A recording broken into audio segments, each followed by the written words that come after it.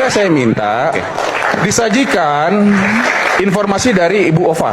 Loh, ijazah itu pembuktian mata, bukan telinga.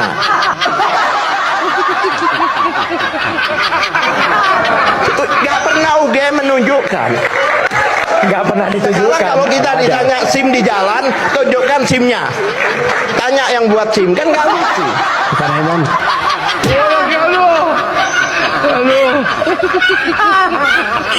Assalamualaikum warahmatullahi wabarakatuh. Kemenangan Sela yang dikantongi oleh Dr. Tifa di Pengadilan Negeri Jakarta Timur nyatanya tidak membuat kubu oposisi ini mengundurkan langkah. Jadi Dr. Tifa mengatakan bahwa pertempuran masalah ijazah palsu ini belum usai. Jadi kita sudah melihat bahwa selama kurang lebih 1 tahun terakhir ya, Dr. Tifa mengaku telah mendedikasikan dirinya yaitu untuk memimpin riset mendalam dan investigasi forensik terhadap dokumen pembanding. Jadi Dr. Tifa ini ya juga membongkar transkrip 161 SKS milik Jokowi hingga materi artefak materai lulusan UGM 1985. Jadi bocoran dan riset besar tersebut ya sebelumnya telah membeberkan sejumlah temuan krusial yang diyakini sebagai bukti telak, ini kata Dr. Tifa. Salah satunya menyangkut standar baku transkrip nilai mahasiswa Fakultas Kehutanan Universitas Gadjah Mada angkatan lulusan 1985. Jadi menurut Dr. Tifa, dokumen transkrip nilai yang sah untuk kelulusan tahun tersebut memiliki spesifikasi ketat dan tidak terbantahkan.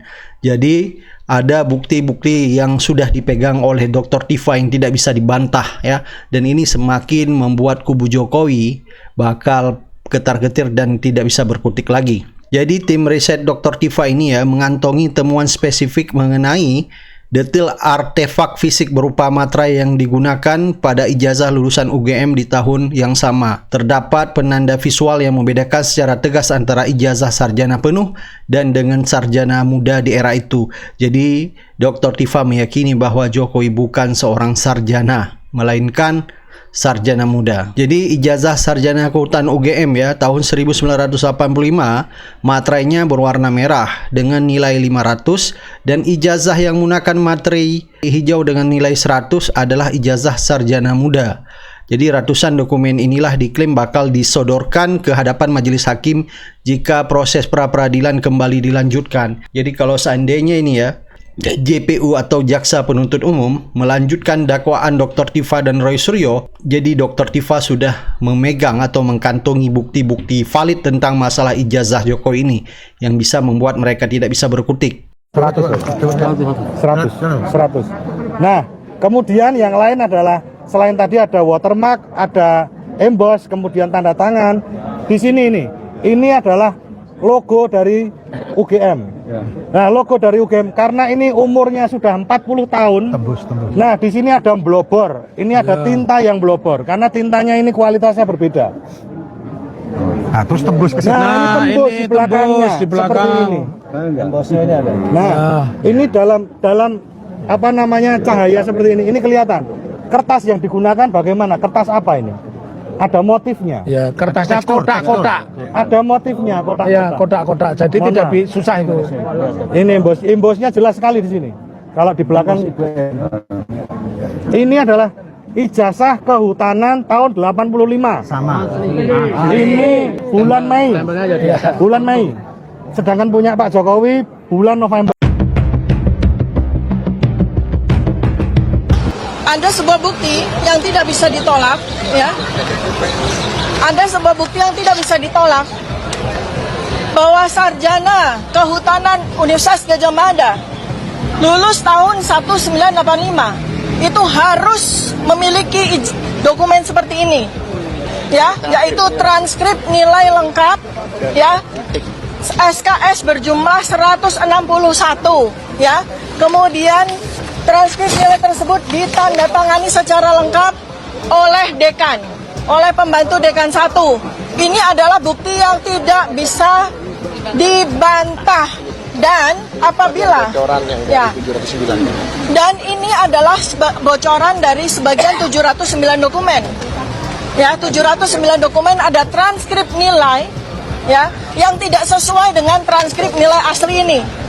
Dan ini sulit sekali akan dipertahankan, ya. Jadi inilah yang salah satunya sudah kami persiapkan. Dan satu lagi, kami juga sudah mendapatkan bukti yang jelas tidak bisa dibantah, ya, bahwa sarjana kehutanan Universitas Gadjah Mada yang lulus tahun 1985, ya, tidak usah harus melihat apapun artefak yang ada pada ijazah, cukup melihat satu saja artefak yang tidak bisa dibantah, yaitu bahwa ijazah sarjana kehutanan UGM tahun 1985 itu 1985 itu materinya warnanya merah, ya, materinya warna merah dengan nilai Rp500 dan bukan hijau, ya, nilainya 100. Ijazah yang menggunakan materi hijau dengan nilai Rp100 itu adalah ijazah sarjana muda, ya. Iya, ini lulus tahun 85. Ya, ini adalah ijazah asli 100% 24 karat dari lulusan sarjana kehutanan UGM tahun 1985. Ya. Inilah bentuk ijazah asli, ya. Ada watermark ya, ya. ada. UGM itu universitas terbaik di Indonesia, ya. Tidak mungkin mengeluarkan ijazah abal-abal. Saya memberikan satu bukti saja bahwa ijazah yang diperlihatkan kepada kami secara singkat di gelar perkara khusus 15 Desember 2025 kemarin itu pun juga ijazah yang tidak asli, ya. Dari satu hal saja yang teman-teman semua bisa melihat, dari apanya yang paling ceto welo-welo, apanya, ya, ini sama-sama keluaran 1985. Apa yang beda? Yang jelas sekali, materai, ya, materai merah Rp500 itu adalah sesuai dengan Undang-Undang tahun 1985. Sementara materinya Joko Widodo itu warnanya hijau, rupiahnya Rp100. Ya, ini adalah ijazah yang dikeluarkan bulan Mei 1985 dengan materai Rp500. Sementara ijazah yang katanya adalah Joko Widodo dikeluarkan bulan November 1985. Masa materinya turun? Tidak mungkin kan? Masa materinya turun? Kan tidak mungkin itu. Saya ingin menyatakan bahwa Jokowi bukan sarjana. Ya, Jokowi itu bukan sarjana. Yang kemudian yang kedua, dari daftar barang bukti yang ada, dari 709 dokumen itu, dari dalam ijazah legalisir SD, fotokopi legalisir ijazah Jokowi SD, SMP, SMA itu sampai dengan S1 diterima bukan dari pelapor, tetapi dari salah satu pengacara dari kuasa hukum Jokowi. Barang bukti itu diterima harus dari si pelapor. Ini sudah menunjukkan ada sesuatu di dalam dokumen tersebut. Yang kedua, dalam daftar barang bukti pertama itu ditulis tidak tertulis ijazah asli, hanya ijazah Joko Widodo. Jadi tidak tertera dokumen itu asli. Satu lagi Ya. tentang ijazah asli. Ya. Silakan Pak Taufik. Anda sudah tahu seminggu yang lalu saya mengatakan Jokowi takut dengan pasal 217 ayat 1 dan ayat 2. Dan hari ini terbukti ya. Karena pasal itu seperti tadi saya menjelaskan, menambahkan kami, KUHP dan KUHP baru ini menganut adversarial. Jadi perdebatannya itu antara penasihat hukum dengan jaksa, bukan hakim. Hakim pasif. Hakim hanya mengadili apa perjuangan, apa perlawanan. Dan tadi salah satu pertimbangan kami tidak bisa menggabungkan delik yang sudah hapus dengan lahirnya Undang-Undang Nomor 1 Tahun 2023 dan KUHP Nomor 20 Tahun 2025. Jadi terang kepada kita, seperti seminggu yang lalu saya mengatakan 162.000% Jokowi tidak hadir. Karena di pasal 217 seorang pelapor, seorang saksi itu harus hadir. Dan tidak dipatasi harus sekali. Kalau penasihat advokat itu menghendaki hadir tiap sidang, dia hadir terus. Begitu juga kalau ya, dan yang kedua Jokowi sudah diambil sumpah. Kalau diambil sumpah itu bobotnya bukan sebagai keterangan saksi, bukan sebagai keterangan korban dan harus diabaikan. Ya, jadi tujuan tidak hadir itu dibuatkannya berita acara sumpah itu tujuannya memang Jokowi nyalinya tidak gede, ya. Jokowi itu hanya membayar buzzer aja. Ya buzzer aja. Jadi ini ijazahnya SD, SMP, SMA. Laporan kami itu tidak menyebut ijazah SD, SMP, SMA, cuman sarjana. Dan jangan lupa teman-teman, ya, hari ini kalian harus pengadilan TUN Jakarta Timur. Dan tanggal 1 Juli kami mengajukan gugatan baru ke Yogyakarta. Hanya satu yang kami gugat, Rektor Universitas Gadjah Mada. Di Jogja, di Semarang sudah datang KIP ke Solo menggeledah kantor arsip daerah. Ternyata Jokowi nggak punya ijazah, aneh kan? Ya, itu gugatan kami. Jadi kami mengajukan gugatan CLS di Solo, kemudian mengajukan gugatan CLS di Jogja, kemudian di KIP ke Semarang, ya. Dan seperti tadi yang saya mengatakan, Jokowi sengaja disumpah Jokowi biar tidak hadir karena Jokowi tidak punya nyali. Salam akal waras, merdeka. Yang kedua yang saya ingin katakan bahwa jaksa itu tidak konsisten karena juga sudah ada surat edaran Mahkamah Agung nomor 1 tahun 2026 bahwa restoratif justice itu hanya dikenal di depan ketua pengadilan setempat. Jadi saya katakan nih pada RHS, saya males menyebut namanya. Kalau dia menyebut hantu atau kalau saya menyebut males, RHS, DHL dan ES itu tidak berlaku. Ada orang memperadilankan polisi, mereka masuk penjara. Ya, karena itu sudah diatur jelas di SEMA nomor 1 tahun 2026. Saya juga mengatakan sebelum jawab Anda, saya yakin optimis putusan selah mengabulkan eksepsi kami. Karena kalau tidak, konsekuensinya Pak Joko Widodo presiden ke-7 duduk terus di ruang sidang. Oke, saya sebutkan satu pasal penting yang tidak pernah disadari Pak Jokowi ketika dia membuat laporan, bahwa KUHP baru itu ada pasal 217. Ayat 1 mengatakan setiap pelapor atau saksi itu wajib hadir kecuali hakim mengizinkan ia keluar. Kemudian di pasal 2, apabila penasihat hukum atau terjaksa menghendaki saksi hadir, maka saksi tidak boleh meninggalkan ruang sidang. Mau Anda lihat presiden ke-7 duduk terus di ruang sidang? Itu perintah undang-undang, tidak bisa dibuat SK kerjasama Mahkamah Agung dengan Jaksa Agung atau Mahkamah Agung dengan polisi, nggak bisa. Yang kedua, jaksa tadi sudah melakukan satu jawaban perlawanan yang sangat fatalis, menyebut-nyebut perkap. Setelah berlakunya KUHP baru, Undang-Undang nomor 20 tahun 2025 dan Undang-Undang nomor 1 2023 apa tentang KUHP dan KUHP, jelas disebutkan di peraturan jaksa nomor 1 tahun 2026 yang judulnya pola koordinasi antara penyidik dan penuntut umum hanya dikenal RJ. Tidak ada satu berkas laporan yang ini di RJ, yang lainnya masuk penjara, itu nggak ada. Jadi memanipulasi perkataan jaksa tadi yang mengatakan, oh RJ itu boleh dong. Coba sebutkan. Pasal 79 itu hanya berbicara restoratif justice, tidak ada bicara split sink, itu nggak ada, ya. Kemudian yang kedua yang saya ingin katakan bahwa jaksa itu tidak konsisten karena juga sudah ada surat edaran Mahkamah Agung nomor 1 tahun 2026 bahwa restoratif justice itu hanya dikenal di depan ketua pengadilan setempat. Jadi saya katakan nih pada RHS, saya males menyebut namanya. Kalau dia menyebut hantu atau kalau saya menyebut males, RHS, DHL dan ES itu tidak berlaku. Ada orang memperadilankan polisi, mereka masuk penjara. Ya, karena itu sudah diatur jelas di SEMA nomor 1 tahun 2026. Dan kebetulan di antara PH ini 3 adalah dosen-dosen pidana di perguruan tinggi, ya. Beliau di UII, kami di Unisula. Ya, ini di Widya Matara, ya. UGM, sorry di UGM, pidana UGM. Jadi nggak sembarangan. UGM asli. Nggak perlu ditanya ijazahnya, ya.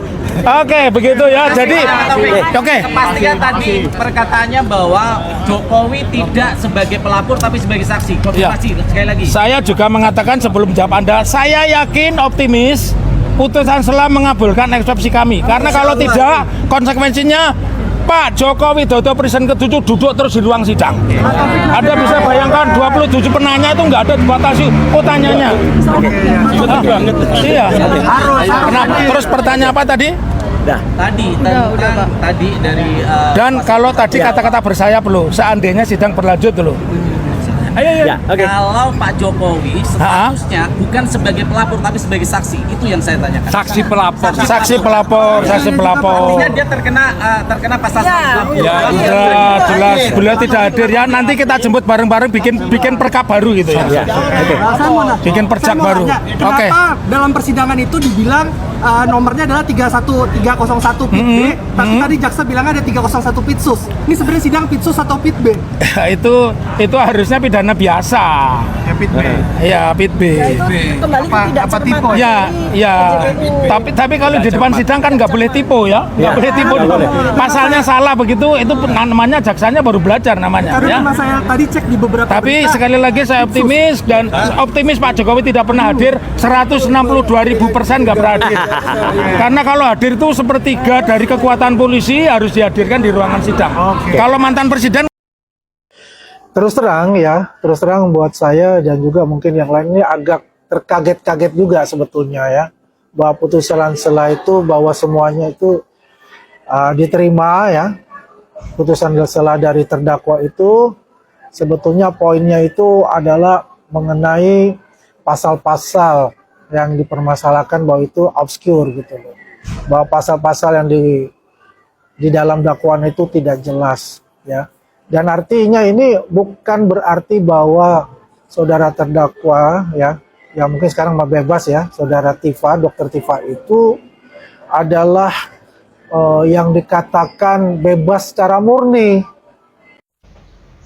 2-0. Ya. 2-0 guys. Ya, sudah jadi 3-0. Ingat kan? Gol pertama atau kemenangan pertama setelah zalimnya Jokowi yang asal tangkap dari Dr. Tifa CS ya, digagalkan atau dibebaskan oleh kejaksaan ya. Tidak sampai 50 jam, ngakunya Termul 50 tahun ya, tapi nggak sampai 50 tahun. Jangankan 50 tahun, 50 jam aja tidak ya. Kemenangan kedua saat Jokowi kalah di pra-peradilan pun mereka masih teriak, ini kan masih sidang berlanjut. Dan kemarin ya, eksepsi Dr. Tifa diterima, alias gugatan perkara Jokowi tidak bisa dilanjutkan ya. Fix 3-0. Terbukti Jokowi itu penuh kedoliman, Jokowi itu penuh rekayasa. Yang penting orang yang mau menanyakan ijazahnya dikriminalisasi dulu demi menutupi kebohongan publik Jokowi atas ijazah yang belum jelas ya. Gimana Termul? Masih nyunggi-nyunggi Jokowi kalau mengaku difitnah, kalau mengaku aneh. Faktanya ya, kedzaliman junjunganmu ya, sesembahanmu itu penuh kedzaliman dan kebohongan. Masih pengen bela terus? Kamu juga bagian dari pihak yang ngawur, asal dukung orang zalim tanpa punya bukti. Karepmu.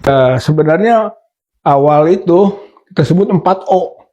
Ya, Joko Widodo, Pratikno, kemudian Eko Sulistyo, dan Pak Iman Raharjo. Oh, gitu. 4O nih. 4O yang sebetulnya disasar. Targetnya masing-masing punya peran. Gitu kan. Itu yang kemudian disasarlah dari berbagai keterangan-keterangan, temuan-temuan. Apa pokok pengaduannya, Kang Rizal? Pengaduannya tetap saja di 263 dulu, 264, kemudian 266 gitu ya.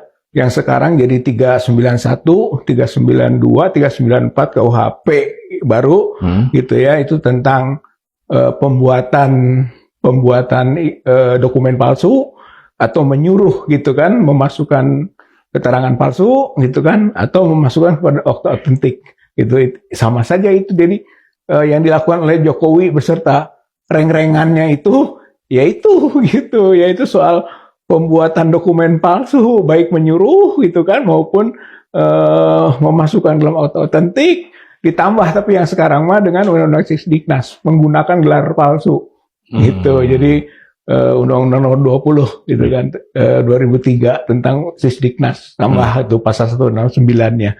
Jadi mungkin ada 5 pasal lah, itu karena dikaitkan juga dengan Yungto-nya perbarengan, bukan sendiri, gitu kan, Delneming namanya, itu pasal dulu 55, sekarang 20 dalam KUHP. Oke, jadi 4 orang ini yang disasar karena dianggap mereka terlibat dalam pembuatan penentu lah ijazah palsunya Pak Jokowi. Joko Widodo.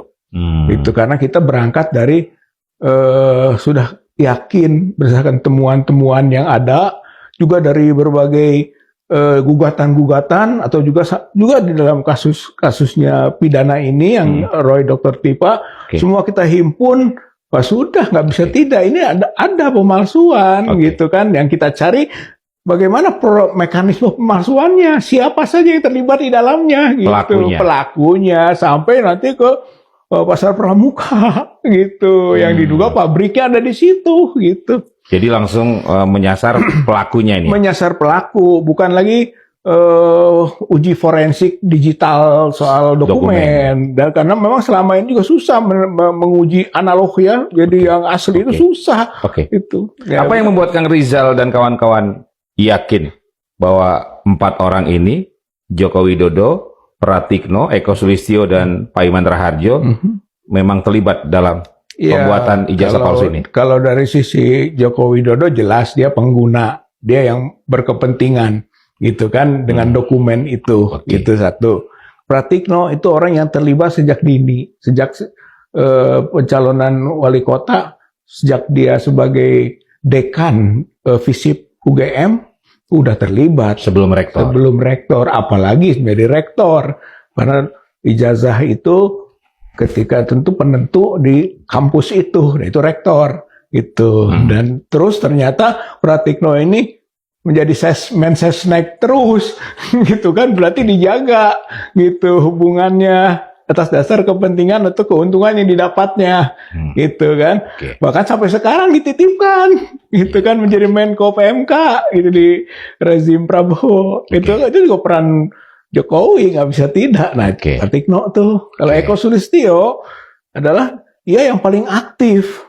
Dia dulu ketua KPUD Solo gitu kan, yang pertama menentukan dokumen itu, dan terus ketika Gubernur DKI gitu kan, Eko ada di depan dalam tim Solo ini gitu, yang diduga dia berhubungan nanti dengan Pak Iman Raharjo gitu, sehingga Pak Iman ini juga faktor penentu, karena dari situlah nanti jembatan menuju ke pelaksana teknis, ahli-ahli pemalsu di pasar pramuka gitu, kurang lebih gambarannya itu. Bukti-bukti apa yang menguatkan hal itu yang dimiliki oleh Kang Rizal dan kawan-kawan? Saya kira tadi itu video ada 14 gitu kan, kemudian 1 keputusan KIP soal UGM dengan penggugat Bon Jowi kan gitu, ada juga dari Bonatua Silalahi gitu kan, itu soal KIP tuh 1 keputusan.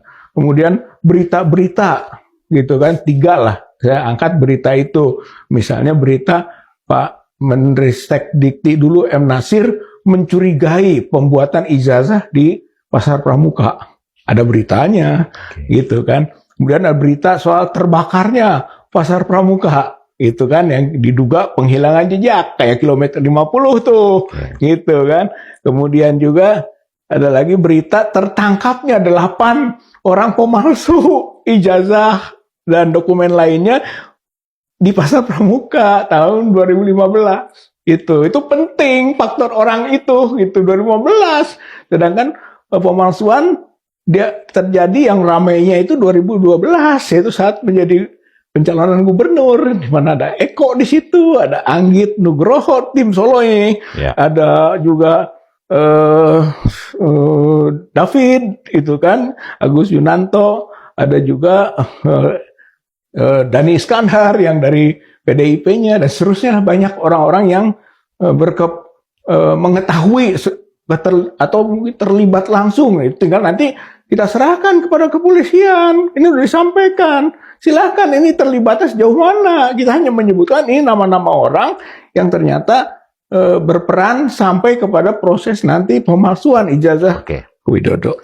4 orang tadi itu, Pak Jokowi, Pratikno, Eko dan Pak Iman Raharjo itu pelaku utama. Ya, kita sebut orang yang Jokowi akan mencari ribuan cara, jutaan cara untuk supaya dia tidak dihadirkan ke pengadilan atau tidak datang ke pengadilan. Oke, pikiranku bisa salah, ya kan? Apa yang aku pikirkan bisa salah.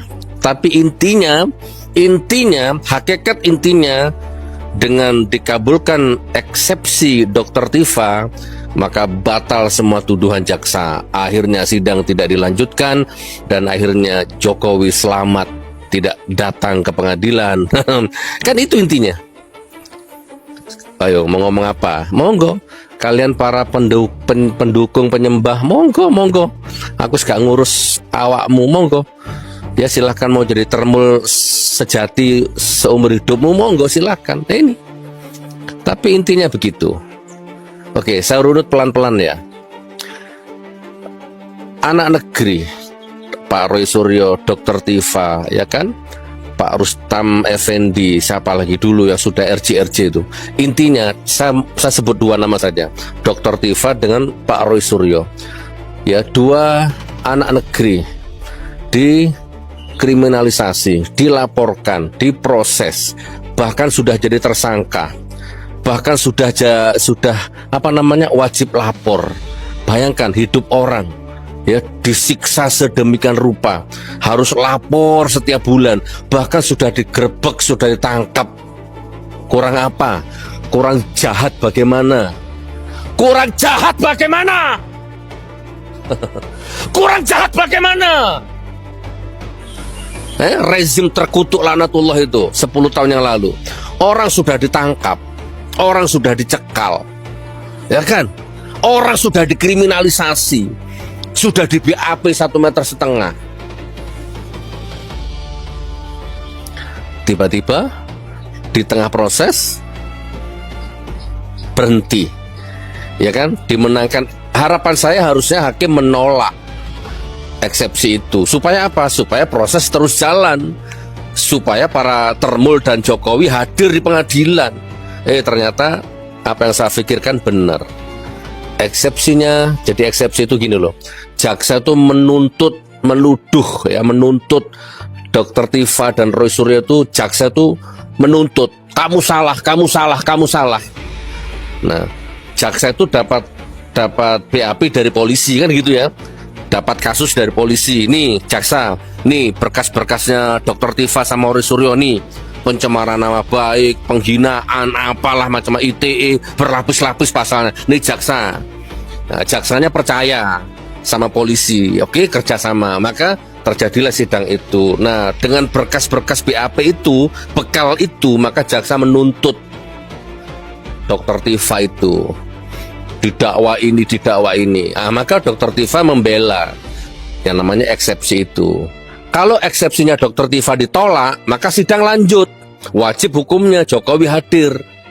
Masalahnya sekarang eksepsinya diterima, sehingga semua tuduhan jaksa batal demi hukum. Ya intinya Jokowi nggak bisa hadir dan nggak perlu hadir sudah.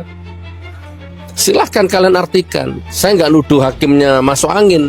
Saya nggak nuduh hakimnya disuap, enggak. Ya tapi inilah permainan hukum dunia.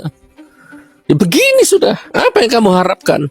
Jadi sampai detik ini ijazahnya Jokowi belum terbukti asli. Catat itu. Sampai detik ini ijazah Jokowi belum terbukti asli, belum berkekuatan hukum. Enak ya melaporkan orang, enak ya nyekal orang, enak ya nangkep orang. Ujung-ujungnya nggak terbukti. Astagfirullahaladzim. Kebodohan macam apa yang kamu tontonkan ini? Saya lupa. Kalau salah saya dikoreksi ya. Makanya dulu saya nggak mau eksepsi. Zaman saya nggak mau eksepsi supaya sidangnya lanjut. Makanya sidang saya lanjut sampai 7 bulan. Tapi apa yang terjadi? 7 bulan sidang, 7 bulan Jokowi nggak hadir. Yang datang teman sekolahnya, yang mengaku teman sekolahnya, yang datang gurunya, guru-guru SD yang sekarang. Padahal itu pengadilan itu di depan rumahnya itu, di Solo itu. sorry, maaf ya, aku tadi teriak ya, emosi. Capek deh.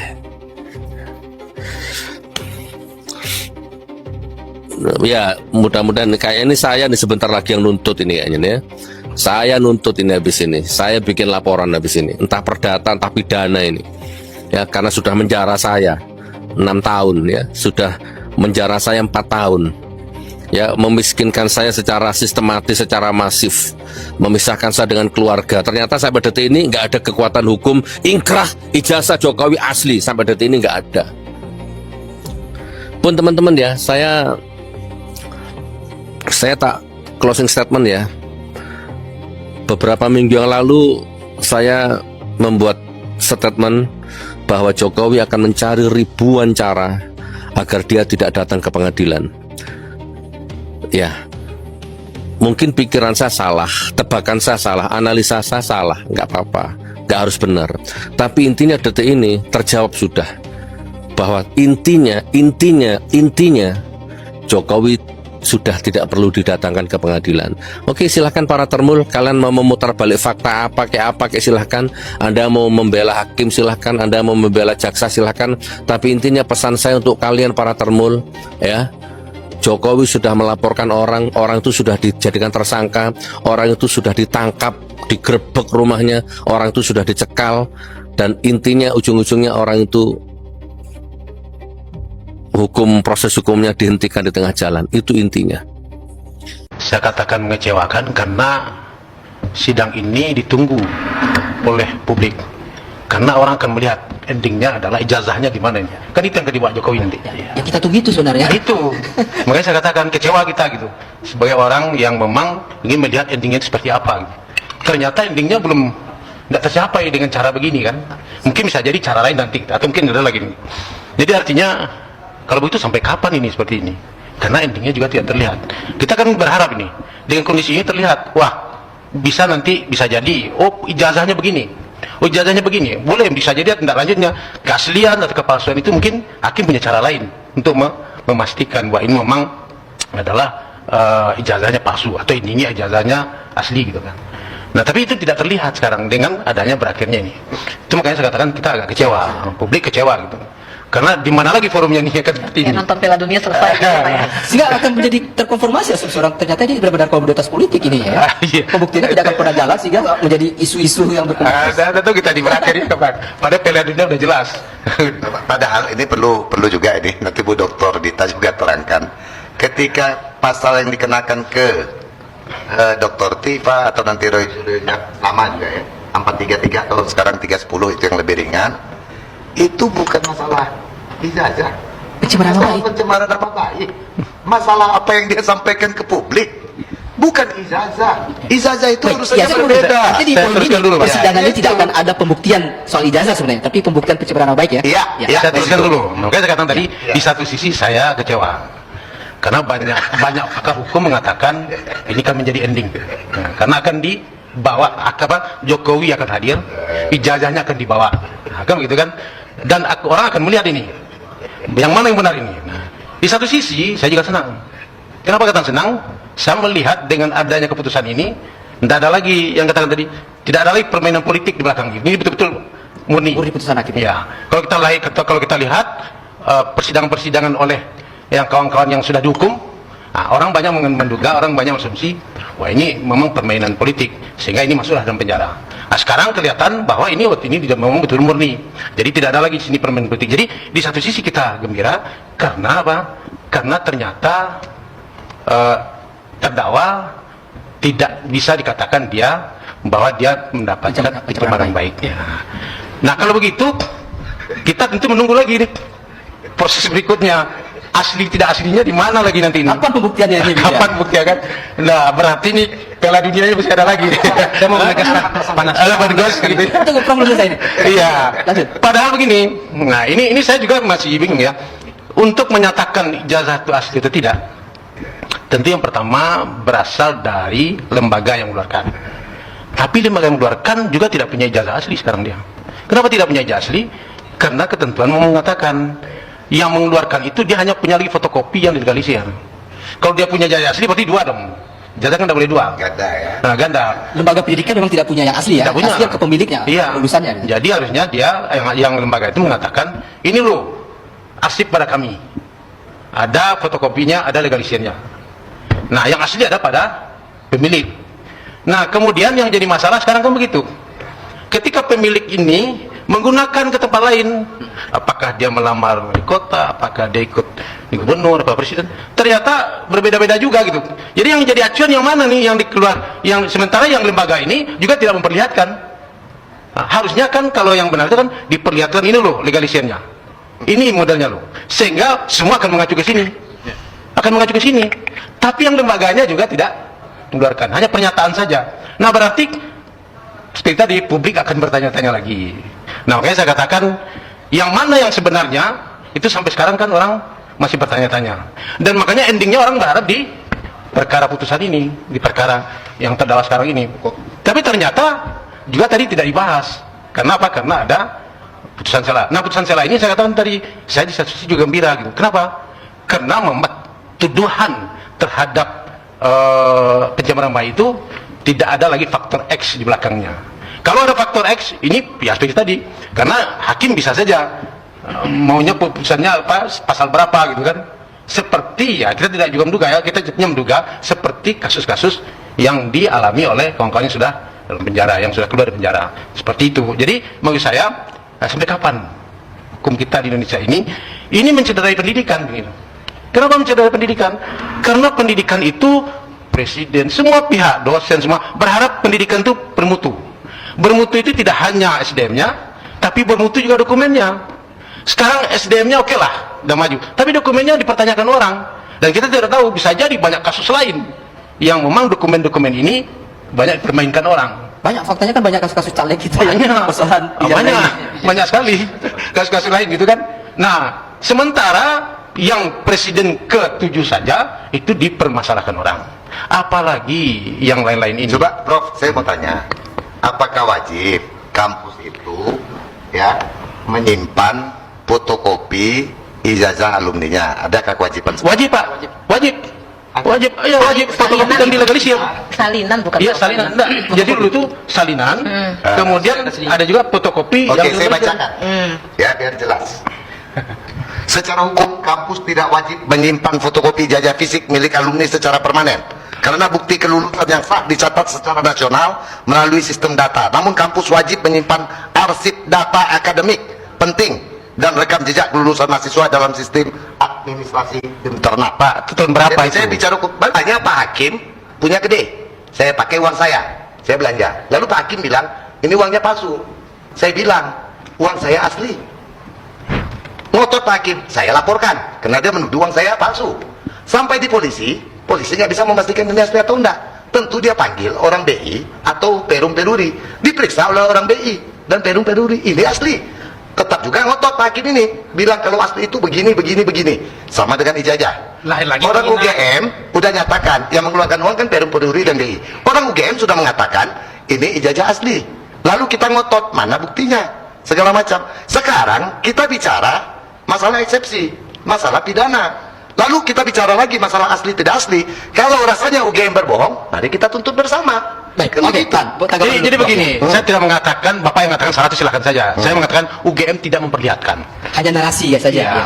Nah, tadi kenapa Bapak membuktikan itu asli tidak aslinya, itu bisa Pak Didin jelaskan. Karena dalam persidangan itu akan hadir. Dalam persidangan itu akan muncul nanti, baik oleh pengacaranya maupun oleh hakim. Itu akan muncul nanti.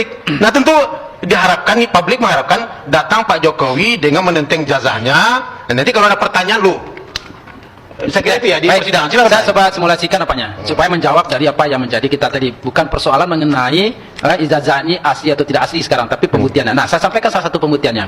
Setiap dokumen apapun yang menjadi turunan berkas dalam salinan berita acara di persidangan itu wajib disandingkan dengan dokumen aslinya. Nah, salah satunya adalah pertama, ketika kita sidang pasti disita itu adalah dari, kalau misalnya dari Bu Dita pasti diperiksa, diambil ijazah aslinya, doktornya, ya. Kemudian S1-nya, S2-nya, termasuk juga yang lain-lainnya. Nah, itu salah satunya. Nah, sekarang ada satu lembar ijazah yang dikatakan saya sudah serahkan ijazah saya SMP, SD, SMA dan S1 saya ke penyidik katanya. Itu bahasa. Nah, artinya apa? Kalau ijazah tersebut, salinan turunan berkas tersebut ternyata di dalam dokumen yang sekarang pegang oleh jaksa ternyata tidak asli, maka ada kewajiban bagi saksi yang korban untuk membawa dokumen tersebut pada waktu persidangan pertamanya.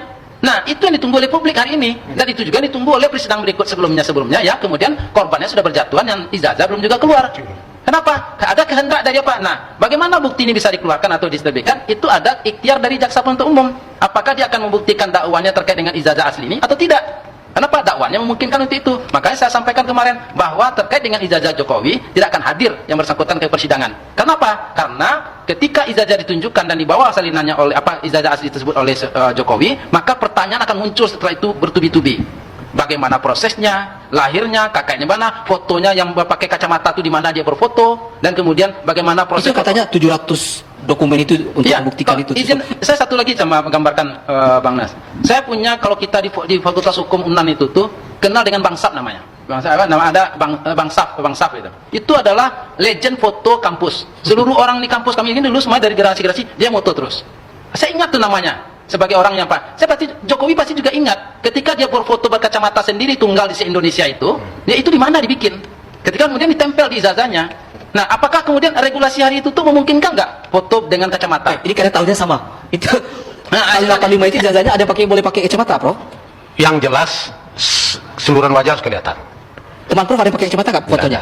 Ijazah itu? Nggak ada, yang Prof ketahui ya?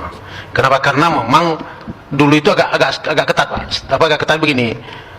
Bahwa sosok kita itu betul-betul malah dulu pakai jilbab pun pakai tutinga pun tidak boleh. Karena harus screening dengan organisasi terlarang ya. Iya betul.